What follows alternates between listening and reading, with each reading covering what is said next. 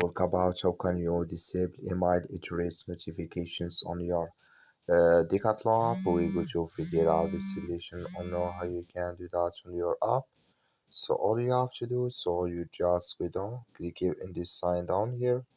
When you just click on it, it's going to take you to this list. It's going to show for you here list like this here. Then all you have to do now, you just go down here, so then you click here on my communication preferences here, just click on it here.